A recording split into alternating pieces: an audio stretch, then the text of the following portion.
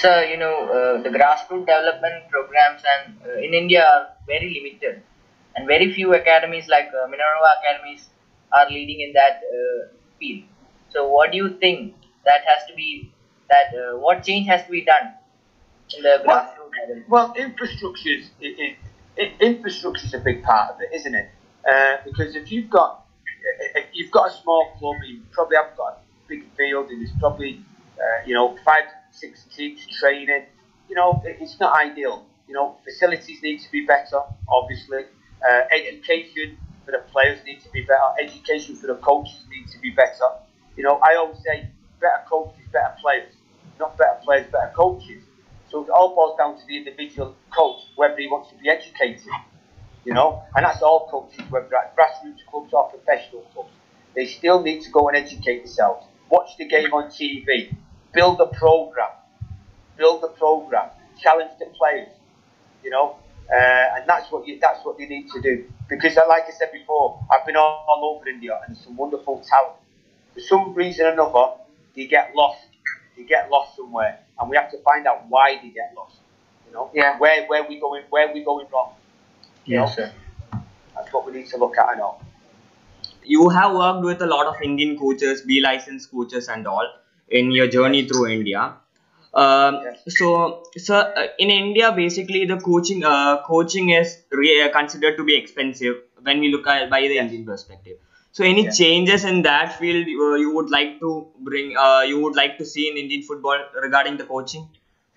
Well, listen, India is a vast place, and obviously when a coach is coaching, they're probably not earning an awful lot of money in the first place. So for them to go up, stay at a residence, pay the flight, pay a lot of money, it's going to hamper them a little bit, and a lot of them probably don't want to do that because money's tight, and if they've got a family, it's very tight.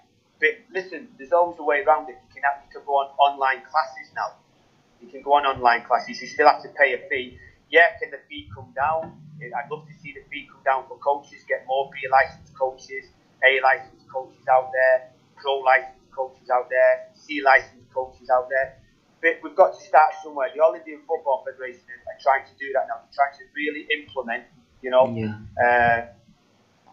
coaching at all levels, and bring different coaching badges out at all levels. So the technical director there is really working hard to implement that. Listen, it's not going to be done in a day. It's going to take time to be able to do it. We have to be really patient. Exactly.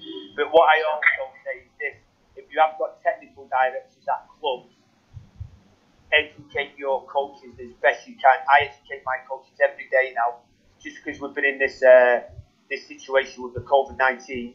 My coaches are being educated every single day on different blocks, different moments of the game, and we can do that. I say to coaches, don't just rest on your laurels. Watch the game as much as you can. If you've got technical directors, educate the coaches to be able to go and educate the players, build a philosophy, build a program for your club. And that's the only way we can get going. If we do that. But we've got to know where we're actually going with the students and what we're doing with the students. Where we want the students to be, how we're going to challenge the students, what program we put for the students, what individual programs we put together for the students. What style of play do we want? So that's what we've got to really look at. If you look in parts of Europe now, they have strategies, they're building programs. So it's the same. What we need to do it. Listen, there's some wonderful academies in India which are doing that, but we've got to stick with it. We've got to stick with the coaches, and coaches can't expect to be Mourinho's in a day. Yeah. Find your niche, find where you like to be, because what I find is my U9 coach wants to coach the first team in a year's time. How can that be possible? Surely it can't be possible. So find a niche where it suits you. I love coaching the students. I'm not really interested in coaching the first team. It doesn't really interest me.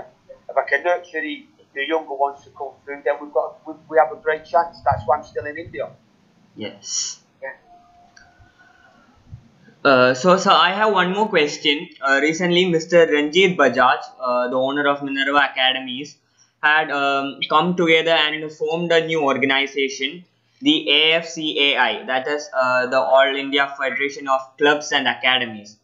So basically, it is for the clubs and academies. It's for all the clubs and academies.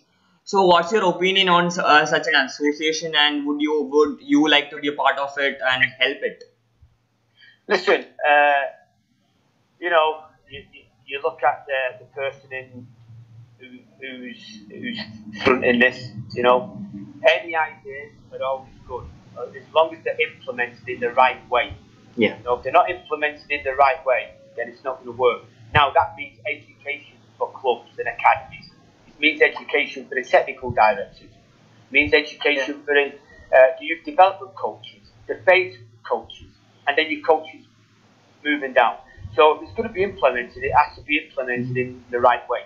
And that's what has to happen. It's like anything. In England, they have to eat triple P. It has to be implemented in the right way to nurture the place. It's no use coming out with a format and content if it's not going to be developed in the right way through the clubs or through the academies.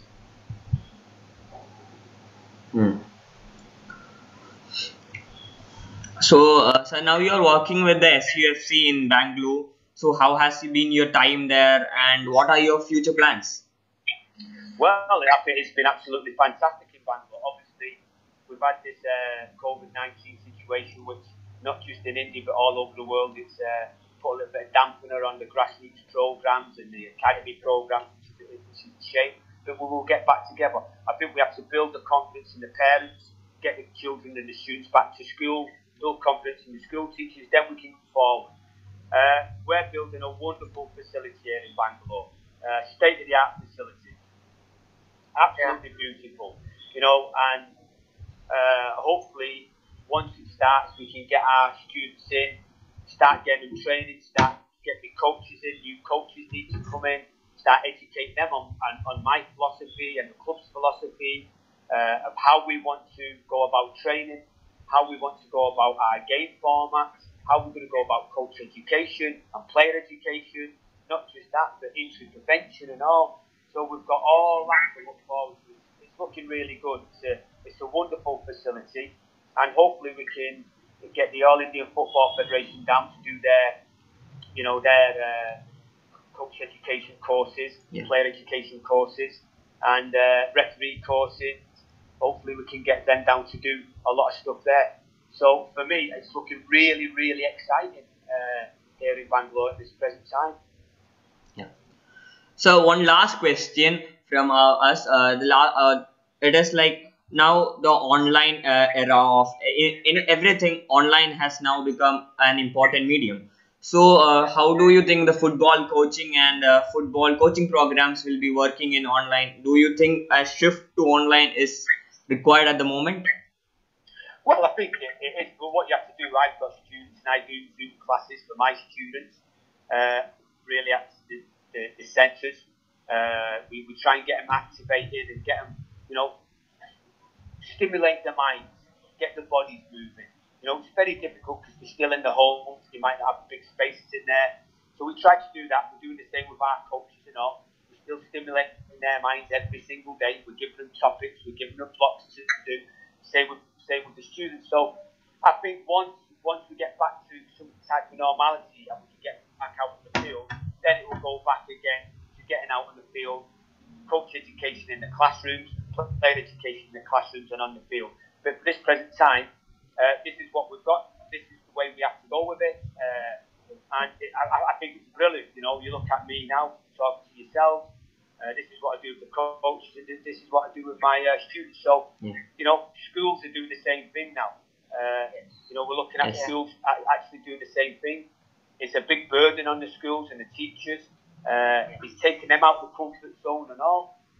So parents can actually sit there and see what the teachers are talking about now, and see what they're actually doing now. So teachers now have to be really, really on the balls of their feet and know what they're really doing. Because if they don't, the parents are going to be looking now. So this is the thing with your parents could be there now watching me talking about football. So it's really now important that the students really engage with the teachers and the teachers really engage with the students. It's the same as the coaches, really engage with the students, know what you're talking about, know where we're going. And yeah, I think it's fantastic. So that brings us to the end of our questions. Thanks a lot, sir, for your valuable time, sparing your valuable time with us. It was a pleasure interviewing you. Thank you very much. It was a pleasure speaking to you boys. What I would say is, I know you're only young boys. It's fantastic that you're doing a platform like this and you've got some good content. Keep the work going because we need people like yourself pushing the football forward, getting the football content out there and asking different questions and hopefully getting the relevant answers. So, for me, thank you very much. Thank you, down in Kerala, I'd like to say a big thank you to all the Kerala Blasters fans. Hopefully, in the near late future, I will see you again. But for now, God bless. Take care. Love Kerala. Thanks, sir. Thank you. Thank you very much. Sir. Bye bye. Bye.